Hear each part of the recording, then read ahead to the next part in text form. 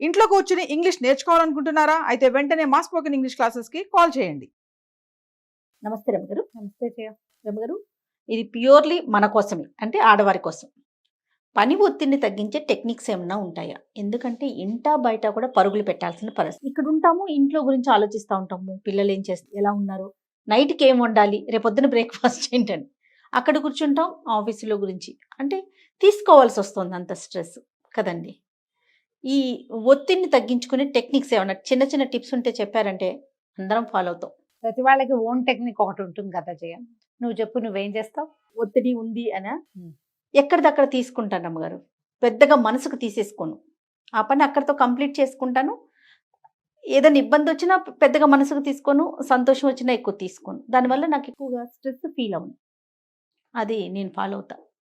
ఏదైనా ఒక మంచి విషయం జరిగింది, ఆహా అన్న ఎక్స్ప్రెషన్ ఉండదు. నాకే ఒక్కొక్కసారి అనిపిస్తుంది, గంతే ఇవ్వు. నేనేంటి ఎక్కువ ఆలోచించట్లేదా, అందరిలాగా నేను లేనా ఏంటి, ఎందుకు స్పందించట్లేదేంటి, స్పందించలేకపోతున్నా. స్పందించను ఎక్కువగా, నా నేచర్ అది. దానివల్ల ఎక్కువగా ఇబ్బంది అనిపించదు. ఎక్కువగా పెట్టుకుంటాం కదా ప్రతిదీ మనసుకు తీసుకోవటం, అనవసరమైన కాంప్లికేషన్స్కి. మీతో నేను ఎన్నిసార్లు మాట్లాడతా, షూట్ ఉందంటే మీకు ఫోన్ చేస్తా లేకపోతే చేయవు కదా. కదా, అట్లాగే అందరితో అలానే ఉంటా. అందుకని ఇష్యూస్ తక్కువ నాకు. సో ఇది ఒక పాయింట్. ఇది పని ఒత్తిడి అంటారా? నాకు కొంచెం మేనేజ్ చేయడానికి అన్నీ ఉన్నాయి కదా రమ్మగారు. దానివల్ల నాకు ఒత్తిడి కూడా ఎక్కువ తీసుకోవట్లేదు. నేను ఉండట్లా నాకైతే. నేనేం చేస్తాను అడగాలిగా నువ్వు నన్ను. అడుగుతాను రమ్మ గారు, నేను అడుగుతా, అప్పుడే చెప్పండి. రమ్మగారు మీరేం చేస్తారు? హాయిగా టీవీ చూస్తా జయ. నేను ఎప్పుడు చెప్తారు, నేను ఎప్పుడు చెప్తా అది మీరు స్ట్రెస్ కోసం చూస్తారా? అవునండి, స్ట్రెస్ రిలీవ్ అవటానికి చూస్తాను. నేనేం సీరియల్స్ చూడను, అస్సలు చూడరు. సినిమాలు చూస్తా. డాక్టర్ గారు చూసేటప్పుడు ఆయనతో పాటు చూస్తాను. అప్పుడు కూడా ఆ సినిమాని ఎట్లా అని చూడను. ల్యాప్టాప్ ఉంటుంది, చదువుకుంటూ మధ్య మధ్యలో చూస్తాను. ఫోన్ పెట్టుకుంటాను, అబ్బాయి చూస్తూ ఉంటే మధ్యలో అట్లా కాసేపు ఒక 10 minutes మళ్ళీ అదేంటి ఒక సినిమా ఇంట్రెస్ట్గా కదలకుండా ఎందుకు చూడలేవు నువ్వు అంటారు. చూడాలా, నేను అలా చూడను. మొత్తం సినిమా అంతా చూస్తే ఆ సినిమా కష్టాలన్నీ నా బుర్రకెక్కుతాయని అనుమానం నాకు. అసలు మీకు అంత టైం ఎక్కడ ఉంటుంది రమ్మగారు? తక్కువే. అయితే ఎవరైనా సరే జయ, మనం రొటీన్గా ఒకటే రకంగా పనిచేసే ఏజ్లో, నాకు అంత రొటీన్ లేదు. ఒక ఏజ్ ఉంటుంది, అది ఎప్పుడు జనరల్గా అందరికి ఎప్పుడు ఉంటుంది, పిల్లలు చిన్నతనం నుంచి వాళ్ళు కాలేజీలకు వెళ్ళేదాకా ఒకటే రొటీన్ ఉంటుంది. పొద్దున రోజు బాక్సులు చేయటం, వాళ్ళ బాక్సు, మన బాక్సు, మగవాళ్ళ బాక్సు, పెద్దవాళ్ళు ఉంటే వాళ్ళ సంగతి చేయటం, పరిగెత్తటం, మళ్ళీ రావటం, మళ్ళీ ఇవన్నీ చేయటం, పిల్లల చదువులు, వాళ్ళ ట్యూషన్లు, వాళ్ళ క్లాసులు, వాళ్ళ వ్యవహారం. అమ్మయ్య దేవుడా అని రాత్రి 11కో 11:30కో పడుకోవటం, మళ్ళీ పొద్దున్నే 5 అయిపోయింది, లే లే లే లే లే మళ్ళీ ఉరుకు పరుగు. మళ్ళీ ఉరుకు. శనివారం ఆదివారం వస్తే ఏదో కొంచెం రిలాక్స్ అవుతారు. కానీ నిద్ర లేస్తే అసంకల్పిత ప్రతికార్యలాగా వంటింట్లోకే దారి తీసేస్తాయి కాళ్ళు. ఈ రొటీను కొంతకాలం, కొన్ని ఏళ్ల పాటు నడుస్తుంది. మా పిల్లలిద్దరికీ గ్యాప్ ఉంది, ఒక 6-7 సంవత్సరాలు. పెద్దవాడు కాలేజ్కి వెళ్ళాక, హైయర్ స్టడీస్కి బయటకు వెళ్ళాక కూడా నేను ఇంకొక 6-7 ఏళ్ళు పనిచేశాను. 7 ఏళ్ళు అదే లైన్లో. ఇప్పుడు ఇద్దరు పిల్లలు దగ్గర పిల్లలు అనుకో, తొందరగా అయిపోతుంది. ఒక్కడే పిల్లాడు అనుకో, వాడు కాలేజీకి వెళ్ళడంతో మన రొటీన్లు తగ్గిపోతాయి. నేను కొంచెం ఎక్కువ కాలమే పనిచేస్తాను. అదేలేండి, ఎక్కువ కాలమే. పొద్దున్నే మార్నింగ్ 6 వంట మొదలు పెట్టేసేయటం చేశాను. ఇప్పుడు నాకు అవసరం లేదు. చాలా మంది ఏం చేస్తారంటే, ఈ రొటీన్ అలవాటైంది కాబట్టి ఆ 8:30 లోపలే వంట చేసేసేయాలి, ఇలాంటి సిద్ధాంతం ఉన్న వాళ్ళు చాలా మంది కనపడతారు. ఆ రొటీన్ బ్రెయిన్లో ఫిక్స్ అయిపోయి ఉంటుంది. ఆ 8:30కే వంట చేసేస్తారు, 10 లోపలే పని అయిపోవాలి మొత్తం. 10 తర్వాత ఇంకా వంటిల్లు కట్టేస్తారు, హాల్లోకి వచ్చి కూర్చుంటారు, కుక్కర్ పెట్టుకుంటారు 12:30కి కావాలంటే, అంతే తప్ప ఇంకా చెయ్యరు. ఇది వాళ్ళు హ్యాండిల్ చేయగలిగే వాళ్ళు అనమాట. నాకు ఆ రొటీన్ పోయింది. నాకు ఇంకో రొటీన్ ఉంది. ఎవ్రీడే బై 9:30 ఇంట్లో నుంచి ఆయన బయటకు వెళ్ళిపోతారు. ఆ టైంకి టిఫిన్ అయిపోవాలి మా ఇంట్లో. నువ్వు ఏమైనా అయిపో, లేవకపో, నీకు ఇంకో పని ఉండని. మార్నింగ్ బ్రేక్ఫాస్ట్ 100% వారం అంతా చేయవలసిందే. ఈ లెక్క. ఇప్పుడు ప్రతి వాళ్ళకి ఇలాంటి రొటీన్ ఎంతో కొంత ఉంటుంది. 12 తినేయాలి, మనము తినాలి, రాత్రి ఈ టైం కల్లా పడుకోవాలి. ఇప్పుడు ఇలా రొటీన్ టైమ్స్ ఫిక్స్ చేసుకుని ఉన్న వాళ్ళకి స్ట్రెస్ లేని రొటీన్, అంటే తప్పనిసరిగా ఆ పిల్లలకి అది అందించవలసిందే లాంటివి లేకపోతే ఫ్రీగానే ఉంటుంది. కానీ ఇందులో అత్యవసరాలు అంటే, మనము వెళ్ళాలి, మధ్యలో ఫంక్షన్, మన ఇంటికి చుట్టాలు వచ్చారు, పని మనిషి రాలేదు, అదో పెద్ద కష్టం. కరెంటు పోయింది టైంకి, మిక్సీ అవ్వదు. కరెంటు పోయేసరికల్లా చిమ్నీ అవ్వక తిరగమాతలు పెట్టలేకపోతాం, గీజర్లు లేక స్నానం చేయలేకపోతాం. ఇవన్నీ ప్రాబ్లమ్స్గా ఉంటుంటాయి. ఇవన్నీ కూడా సహజంగా ప్రతి వాళ్ళు హ్యాండిల్ చేస్తారు, చేసేయగలుగుతారు జయ. ఎప్పుడైతే మనకి శారీరకమైన వీక్నెస్ కానీ ఎమోషనల్గా ఏదైనా హర్ట్ అయితే కానీ మనము సమస్య ఈ రెండిటితోటి ఈ రొటీన్ని హ్యాండిల్ చేయలేకపోతాము. ఇప్పుడు మరణాలు, ప్రమాదాలు, అనారోగ్యాలు లాంటి ఎమోషన్స్ అనుకో, వాటిని వదిలేయటమే. అలా కాకుండా మన ఇద్దరం పోటాడుకోవటం, ఎదురింటి వాళ్ళతో తగాదా, వాకింగ్లో ఎవరితో కుక్క మనం వెంట పడ్డం, లేదా కుక్క కాళ్ళకడ్డంబడి మనం పడ్డం, అక్కడ గొడవ. ఇలాంటి ఎమోషన్స్ అనుకో, తగాదాల వల్ల, పిల్లలు కొట్లాటల వల్ల, ఏదైనా వస్తువు కనపడిపోవటం వల్ల వాళ్ళు మనమే, అవతల వాడు స్పౌసే కదా గొడవలు వచ్చేది, వాళ్ళు ఏదో తిరగబడి పోటాడడం, తూతూ మేమే అనుకోవటం, పని చేత పట్టది. ఇవన్నీ కష్టాలు అందరికీ ఉంటాయి కదా, అన్ని చోట్ల ఉండేవి. మనం ఏ రోజు ఎట్లా హ్యాండిల్ చేస్తే అట్లా హ్యాండిల్ అవుతూ ఉంటాయి అవి. దీంట్లో నుంచి, ఈ రొటీన్లో నుంచి రిలాక్స్ అవ్వటం ఎట్లా, అది మనకు వచ్చింది కదా. చెప్తా, నేనేం చేస్తున్నానో కూడా చెప్పాలి. ఇప్పుడు ఒక పాయింట్ చెప్పారు, టీవీ. నేనైతే నాకేం చాలా విసుగ్గా ఉంది, పని చేత పట్టట్లేదు, పడే ఒక గంట సేపు ఏదైనా చూద్దాం అని ఏదో చూస్తా. దీంట్లో నేను ఎక్కువగా చూసేవి షార్ట్ ఫిల్మ్స్, చిన్న చిన్న ఇవి ఉంటాయి, ఫిల్టర్ కాపీ అలాంటివి కొన్ని బాగుంటాయి, గర్లీ అప్ప అలాంటి చిట్టివి, 10 నిమిషాలు 8 నిమిషాలు అయిపోతుంది. పెద్ద పెద్ద సినిమాలు అవి నా వల్ల కాదు. అవేవో చూసి మార్చేసి ఒక 5-6 చూసి చాలు ఇవాళకని లేచేస్తాను. మళ్ళీ రొటీన్లోకి వెళ్ళిపోతారా? మళ్ళీ రొటీన్లోకి వెళ్ళిపోతాను, రిలాక్స్ అయిపోతాను. నేర్చుకున్నాను నేను అది, మరి నాకు తప్పట్లేదు, రిలాక్స్ అవ్వక తప్పదు. మళ్ళీ 1 గంట అయ్యేసరికి భోజనం వేళ అయిపోతుంది కదా. 12-12:15 కల్లా లేచేస్తా టీవీ దగ్గర నుంచి. అప్పుడు గబగబా వంట చేసేసుకుంటాం. నేను ఇంట్లో ఉన్న రోజున, బయటకు వచ్చే రోజున స్ట్రెస్ ఫీల్ అవ్వడానికి సమయమే లేదు మనకి. అదే కదా కదా. మీరేం చేయాలి రమ్మగారు, మీరు ఇప్పుడు ఇల్లు ఆఫీసు, ఇంట్లో ఉన్నప్పుడు వేరు, ఇప్పుడు ఆఫీస్ కూడా ఉంది కాబట్టి, ఇక్కడ ఏదన్నా మనం పనిని మీరు బ్యాలెన్స్ చేయలేక అబ్బా విసుగు వచ్చేస్తుంది అట్లా ఎప్పుడన్నా అనిపిస్తుందా? నాకా అనిపిస్తుంది కదా.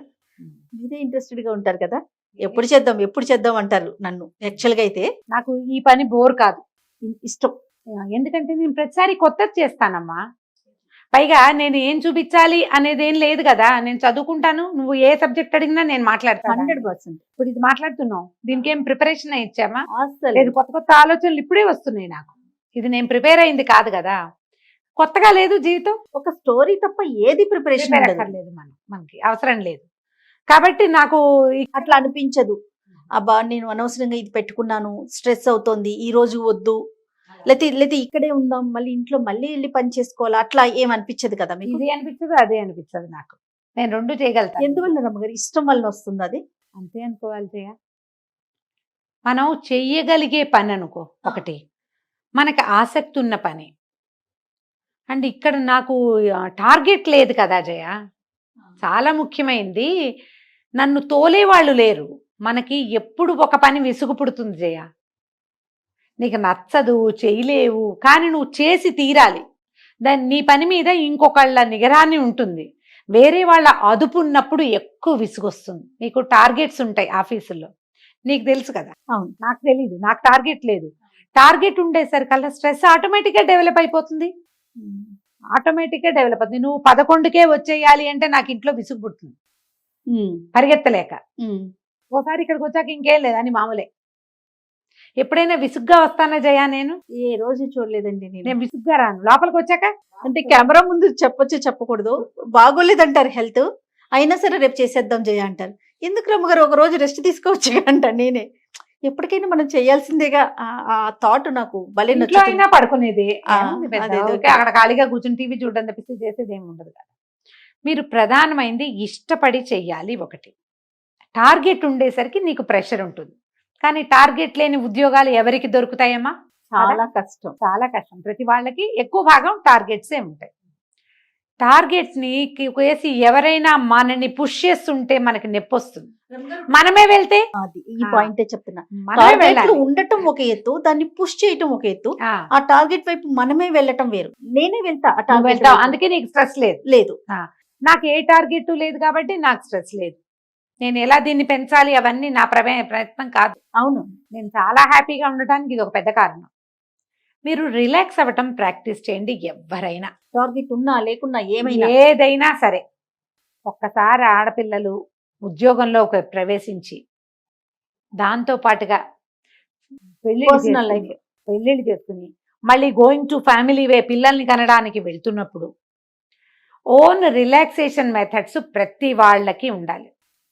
ఎట్లా అండి? అందులో ఏదైనా తినచ్చు, ఏదైనా తాగొచ్చు, బయటికి కాసేపు నడిచి రావచ్చు, ఎక్సర్సైజ్ చేయొచ్చు, డాన్స్ చేయొచ్చు, పాటలు పాడుకోవచ్చు, బొమ్మలు వేసుకోవచ్చు, ఏదైనా కుట్టచ్చు, మీరే చక్కగా అలంకారం చేసుకోవచ్చు, చక్కగా తయారవ్వచ్చు. రిలాక్సేషన్, బాడీ మసాజ్ సొంతంగా చేసుకోవచ్చు, ప్యాడిక్యూర్ పెడిక్యూర్ మెనిక్యూర్ లాంటివి చేయించుకోవచ్చు, ఏదైనా సినిమా చూడొచ్చు, ఎవరైనా ఫ్రెండ్స్తో కాసేపు కబుర్లు చెప్పుకోవచ్చు, కజిన్స్తో కబుర్లు చెప్పచ్చు. చాలా పని హడావిడిగా ఉంది. 5 నిమిషాలు టైం దొరికితే ఫ్రెష్ కప్పు కాఫీ మీకోసమే, మనమే ఒక కప్పు ఇట్లా ఇట్లా తిరగొట్టుకుని హాయిగా తాగండి. నేను చేస్తాను జయాది. నేను మామూలుగా రోజువారీ 2వ కాఫీ లేదు, ఎప్పుడో మానేశాను. అవునంటారు.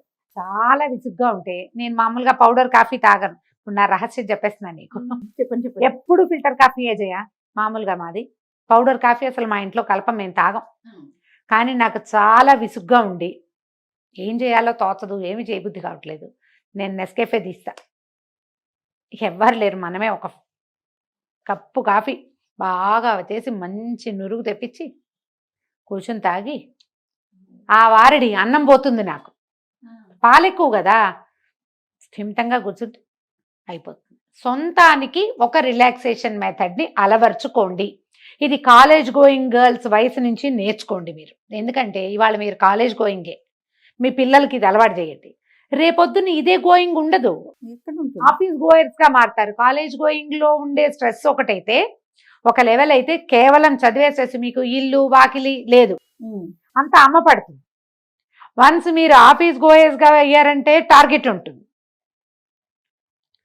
ఇల్లు కొంతే ఉంటుంది. మీ పెళ్ళిళ్ళయి ఆఫీసు పెళ్ళి అనగానే మీరు ఎన్ని సమర్థించాలి? ఇల్లు, హస్బెండ్, మన సాటిస్ఫాక్షన్తో పాటు అవతల వాటి సాటిస్ఫాక్షన్, ఇన్లాస్, వాళ్ళ కుటుంబానికి ఒక ప్రత్యేక సమాజం, వాళ్ళవేవో పద్ధతులు, వాళ్ళ చుట్టాల్లో కలవటాలు, వాళ్ళకే ఇంపార్టెంట్గా ఉన్నారు, మనం ఇంపార్టెంట్గా లేవని అప్పుడప్పుడు మనకు కనపడుతుంటుంది. దానంతా హ్యాండిల్ చేయొద్దు. మీ ఇంట్లో మీరు ఎంత ఇంపార్టెంట్లో వాళ్ళ ఇంట్లో కూడా మీరు అంతే ఇంపార్టెంట్గా అవ్వటానికి ఒక టైము పడుతుంది, బాగా సమయం. సినిమాటిక్గా మీరు వెళ్ళిన 2వ రోజు నుంచి మీ ఇంటికి పెత్తనం అప్పచెప్పి, మీ చేతికి పెత్తనాలు అప్పచెప్పి, తాళాలు ఇచ్చేసి అంతా జీ హుజూర్ అని చచ్చినా అనరు, జరగదు. పిల్లలు పుట్టాక కూడా టైం తీసుకుంటుంది. ఇన్లాస్ పెద్దవాళ్ళు సమర్థులైన అత్తగారులు ఉంటే వాళ్ళు అసలు రానివ్వరు మీ చేతిలోకి. మీరు హ్యాండిల్ చేయగలిగేది హస్బెండ్నే. మీరు అక్కడేదో వాళ్ళు సరిగా ఇవ్వటం లేదని వీడిని పోక్ చేస్తుంటే ఈ అబ్బాయి దగ్గర రావాల్సిన ఇంపార్టెన్స్, వాడి దగ్గర జరిగే గోము ముద్దు కూడా పోగొట్టుకుంటాం మనం. ఆ మాత్రం ముచ్చట కూడా పోతుంది. ఇది ఎంతసేపు నచ్చబెడుతుందిరా దేవుడా అంటాడు. రమ్మగారు, ఇవాళ రేపు ఇంకా ఇన్లాస్ కిందే ఉండే కోడళ్ళు ఉన్నారమ్మా, ఎందుకు లేరు? 100% ఉన్నారు. నీకు ఎలా ఇల్లు వదిలిపెట్టి సెపరేట్ కాపరాలు పెట్టుకున్న వాళ్ళు కనపడుతున్నారో, ఎందుకు నువ్వు మన ఆఫీస్లోనే చూడు, ఇన్లాస్లో ఉన్న వాళ్ళు లేరా? ఉన్నారు కదా. ఆలోచించండి. తగ్గిందేమో అని అనిపిస్తుంది. తక్కువ అయినా కానీ పోలేదు. వేరే ఊళ్ళల్లో వేరే దేశాల్లో ఉండి కూడా అత్తగారుల కోడళ్ళని కంట్రోల్ చేస్తూనే ఉన్నారు ఇప్పటిదాకా. ఇక్కడ నుంచి చేస్తారు, పోగొట్టుకుంటాం. అందుకని సొంతంగా రిలాక్స్ అవ్వటం ఎట్లా? దీంట్లో రోడ్ల మీద నడిచేయటము తిరిగేయటము అని పెద్దగా పెట్టుకోకండి, మాట వరుసకు చెప్పా. కాస్త ఎక్కడికైనా గాల్లోకి నడిచి వెళ్ళటం, ఓ మార్నింగ్ వాక్, ఒక ఎక్సర్సైజ్, సొంతంగా ఓన్ టైం అనేది పెట్టుకోండి. ఇది అలవర్చుకోండి. ఇది మనం ఉద్యోగాల్లో చేరినప్పటి నుంచి స్టార్ట్ చేస్తే, దీంట్లో ఎవరితోటో ర్యాండమ్ పీపుల్తో చాట్ చేయటం చేయబోకండి. ఇది మీ వైవాహిక జీవితాన్ని చిక్కుల్లోకి నెట్టచ్చు. పర్సనల్ స్పేస్ అంటే ఎవరితోటో పర్సనల్ థింగ్ చచ్చినా కాదు. ఎగ్జాక్ట్లీ రమ్మగారు, అస్సలు కాదు. ఆ ర్యాండమ్ పీపుల్ మీ క్లోజ్ ఫ్రెండ్స్ని ఉంచుకోండి. ఫ్రెండ్స్తో కబుర్లు చెప్పుకోండి, గపాలు కొట్టండి, కాసేపు గాసిపింగ్ చేయండి, గర్ల్ గాసిపింగ్, ఓకే. కానీ బయట వాళ్ళతోటి మాత్రం కాదు. ఈ రోజున ఈ చాలా రకాల మానసిక సమస్యలకి, ఈ డివోర్స్కి, హస్బెండ్స్ తోటి ఎంతసేపు గొడవలు రావడానికి కారణము ఈ ర్యాండమ్ పీపుల్ తోటి మాటలు. ఆ పని మాత్రం చెయ్యదు. స్ట్రెస్ ని అక్కడ తగ్గించుకోవద్దు. అక్కడ ఎవరితోటో మాట్లాడి అమ్మాయి అదేదో ఎక్సైట్మెంట్, డెఫినెట్ గా ఎక్సైట్మెంట్ కలిగిస్తుంది జయ. నేను చెప్తున్నా మాట నిజంగా. వాళ్ళు ఎవరితోటో మాట్లాడుతుంటే మనకి ఈ గొడవలు ఏముండవు, వాళ్ళకి మనకి లావాదేవీలు ఉండవు, ఏవో పిచ్చి కబుర్లు. చివరికి అది ఫ్లర్టింగ్ లోకి, తర్వాత ఇంకా దేంట్లోకో దింపుతుంది. అవునండి. అందులోకి దిక్కండి. వాటిలలో కలదు క్లాస్మేట్స్, ఫ్రెండ్స్, కలీగ్స్, కజిన్స్, చుట్టుపక్కల మన కొలోనియల్ కజిన్స్, చుట్టుపక్కల ఇళ్లలో ఫ్రెండ్స్, చిన్నప్పటి ఫ్రెండ్స్ ఉంటే అందరినీ హలో హలో అంటూ ఉండండి. ఎవరితోటైనా మాట్లాడండి. తర్వాత ఇంకోటి చెప్తా, ఏ పని ఎక్కువ అనిపిస్తుందో దాన్ని చేసి పారేయండి. నేను చేస్తా జయ అది కూడా. బట్టలు మొత్తం తీసేసి సర్దుతాను. ఇది వరకు ఎవరో ఒక మనిషి దొరికేవాళ్ళు, ఇప్పుడు మనుషులు లేరు. నేనేదో ఒక నా వీడియో ఒకటి పెట్టుకుని ఆ కథ నడుస్తూ ఉంటుంది, నేను బట్టలు సర్దేస్తాను. నా స్ట్రెస్ మేనేజ్ అవుతుంది దీన్ని. మీకు మీరేనండి? మరేం చేస్తాం, ఏదో కథ వింటాను. ఎవరివైనా వినడానికి అంత ఓపిక లేదమ్మా నాకు ఇప్పుడు. బాగుంది రమ్మగారు. నిజంగా నేను చేస్తున్నా ఆ పని. నీది నువ్వే ఎందుకు వింటున్నావని అడుగుతున్నారు మా వాళ్ళు. అడుగుతున్నారా? అడుగుతారు. నేను చెప్పిన కథే నేను వింటాను. కొన్నిటికి నాకే నవ్వొస్తూ ఉంటుంది. నిన్నే విన్నాను. బ్రహ్మాండమైన కథ, నలదమయంతుల కథ ఎంత బాగుంటుంది. సూపర్ భలే కథ. కదా. ఊర్వశి పురూరవ సంవాద మీరు అప్పుడు మంచి మంచి కథలు చెప్పేవారు రమ్మగారు. ఇప్పుడు చెప్పట్లేదా? ఎంత మంచి మంచి కథలండి. అబ్బా అబ్బా. మేము ఇప్పుడు కూడా మంచి కథలే చెప్తున్నాం, మీరు గుర్తుపెట్టుకోవట్లేదు బాగా. నలదమయంతి అసలు అద్భుతం. సూపర్ కథ కదా. అలాంటిది ఏదైనా ఒక సిరీస్ పెట్టుకుంటే దాని దారిని అది కథ నడుస్తూ ఉంటుంది. నా దారిని నేను పనిచేస్తాను. సినిమా పాటలు అట్లా పెట్టుకోరు రమ్మగారు? డివోషనల్ సాంగ్స్ తక్కువే జయ, తక్కువే. నేను వీడియోలు చూసేటప్పుడు పెట్టుకుంటా హరికథలు. ఇప్పుడు ఒక హరికథ వింటున్నా సింహాచల శాస్త్రి గారిది. నిజంగా ఎంత బాగుందంటే జయ, గూస్ బంప్స్ వచ్చినవి అలాగే ఉన్నాయి. శంకర్ విజయం వింటుంటే అసలు గూస్ బంప్స్ పోలేదు. నిజంగా అంత బాగుంది. అంత బాగుంది. సింహాచల శాస్త్రి గారు సూపర్. అది ఏదో ఒకటి రిలాక్స్. మీరు ప్రతి వాళ్ళకి ఇప్పుడు మీరు ఇద్దరు ముగ్గురు కామన్ గా రిలాక్స్ అవుదామన్న పాయింట్ పెట్టుకోవద్దమ్మా. మనది మనమే. వాళ్ళు కూడా మనలాంటి వాళ్ళు అయితే ఓకే, వేరే కదా అది. కాకపోతే ఇప్పుడు ఫ్రెండ్స్ బజార్లో వెళ్తారు, విండో షాపింగ్ చేయండి, కొనేసుకుంటారు. చాలా మంది ఏంటంటే గా అయిపోతారు, ఏవో కొనుక్కుంటూ రిలాక్స్ అవుతారు. చూస్తూ రిలాక్స్ అవ్వండి. ఏదైనా చిన్న ట్రిప్కి వెళ్ళరండి. ఓ పూట ఒక దేవాలయానికి వెళ్ళండి, కొత్తగా తెలియని దేవాలయం, ఎక్కడో దూరం, పొద్దునండి సాయంత్రం వచ్చేది, అలా వెళ్ళరండి. స్ట్రెస్ మేనేజ్ అవుతుంది. ఒత్తిడిని తగ్గించుకోవడానికి సార్వజనీన ఐడియా తిండి తాగుడు. అవేవో తాగడం కాదు, కాస్త వేడివేడి టీ, కొంచెం గ్రీన్ టీ, మంచి కాఫీ, బాదం పాలు మహా బాగుంటుంది జయ. బాదం పాలు తాగినా స్ట్రెస్ రిలీవ్ అవుతుంది. వేడి బాదం పాలు తాగండి చక్కగా. ఏ వాసిరెడ్డికో అదేమిటి ఇంకోటి ఉంది మనకి అభిరుచి, వాళ్ళ దగ్గర హాట్ బాదం మిల్క్ ఇస్తారు, హ్యాపీగా తాగండి. లేదా చల్లటివి తాగితే బాగుండు అనిపిస్తే ఏదైనా ఒక చల్లటివి తాగండి. ఇందులో కార్బనైజ్డ్ డ్రింక్స్ అవేమిటో డ్రింకులు వాటికి వెళ్ళకండి, మంచివి తాగండి చక్కగా. రూ అఫ్జా లాంటివి తాగొచ్చు. మీకు ఇష్టమైన పనులు ఏమున్నాయో వాటిని బయటికి తీయండి. అవి నేర్చుకోండి, నేర్పించండి, అవి చెయ్యండి. ఇవి కూడా మీకు స్ట్రెస్ రిలీవ్ అవ్వడానికి ఉపయోగపడతాయి. ఒత్తిడిని తగ్గించేందుకు ఇంతకంటే బ్రహ్మాండమైన మార్గాలు నేనేం చెప్పలేను, ఇంతపాటికే చెప్పగలుగుతా. దాంతోపాటు జయ, ఎక్కడ స్ట్రెస్ని అక్కడ హ్యాండిల్ చేయటం ప్రాక్టీస్ చేయాలి. ఆఫీస్ స్ట్రెస్, ఉద్యోగాల్లో టెన్షన్, దీన్ని ఇళ్ళకి మోసుకెళ్ళి ఇంట్లో రుసరుసలాడుతూ దుమదమలాడుతూ గిన్నెలు విసిరేసుకుని సరిగ్గా వంట చేయకుండా ఏదో ఒకటి బయట నుంచి తెప్పించేద్దాంలే అని ఇలా చేయొద్దు.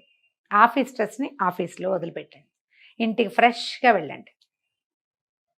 ఇంట్లో స్ట్రెస్, ఇంట్లో ఏవో గొడవలు ఉంటాయి, అవి తెచ్చి ఆఫీస్కి తెచ్చి ఆఫీస్లో దుమదమలాడుతూ సబార్డినేట్స్ని తిట్టేస్తూ, ఎవడైనా ఒకడు ఉంటాడు వాడిని కూడా తెగదిట్టిపోసి ఎవరు దొరుకుతారా అని చూసి, ఈ పద్ధతి మార్చేసుకోండి. మీరు ఒక్కసారి ఈ కంపార్ట్మెంటలిజం ప్రాక్టీస్ చేశారంటే అత్తగారి స్ట్రెస్ని మొగుడు మీద పిల్లల మీద చూపిస్తారు. వస్తుంది ఎంతో కొంత, నేను ఒప్పుకుంటా, కానీ క్యారీ చెయ్యొద్దు, లాగి జీలపాకంలాగా సాగదీకండి. ఇప్పుడు దాంతో ఏమవుతుంది తెలుసా, హస్బెండ్తో రిలేషన్ పాడైపోతుంది. చాలా విడాకులకి 50% ఇన్లాస్ తోటి వచ్చే గొడవలే కారణాలుగా ఉంటాయి. వీళ్ళిద్దరూ వైఫ్ అండ్ హస్బెండ్ గా బాగానే ఉంటారు. అది తెచ్చి వీళ్ళ మీదకి తోయటం వల్లే వస్తుంది.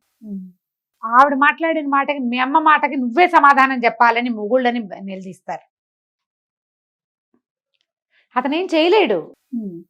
నువ్వెట్లా మీ అమ్మని చెప్పలేవో మీ అమ్మకి, అతను కూడా అంతే. మన రిలేషన్ పాడవుతోంది, మన పిల్లలు చెడతారు అనే ఇంగితం ఉండదు.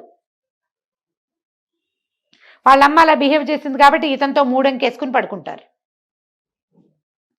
సరే, అతన్ని ఏదో స్ట్రెస్ చేస్తున్నావు, మరి నీకున్న స్ట్రెస్, దీనివల్ల స్ట్రెయిన్ అయిపోయే నీ రిలేషన్, ఇవి ఆలోచించాలిగా. ఈ కంపార్ట్మెంటలిజంని తెలుసుకోండి. పాత నావెల్స్ కొన్ని ఉన్నాయి జయ. అత్తగారితో గొడవ ఉన్న భార్యాభర్తలు చాలా బాగున్న కథలు 1-2 చెప్దాం. మీ ఫ్రెండ్స్లో, మీ చుట్టాల్లో అత్తగారులతో గొడవలున్న, భర్తలతోటి పిల్లలతోటి బాగా కలిసి ఉన్న వాళ్ళు ఎవరినైనా ఉంటే ఆదర్శ నారి వాళ్ళని దృష్టిలో పెట్టుకోండి. వాళ్ళు చేస్తున్నారు, నేను ఎందుకు చేయలేకపోతున్నాను, నేను ఎందుకు గొడవలు పడుతున్నాను అని ఆలోచించండి. మీకు తెలుస్తుంది సులువు దారి. అంతే కదా, ఆలోచించండి. ఎక్కడిదక్కడ హ్యాండిల్ చేయగలగాలి. చేయాలి. నమస్తే గారు. నమస్తే.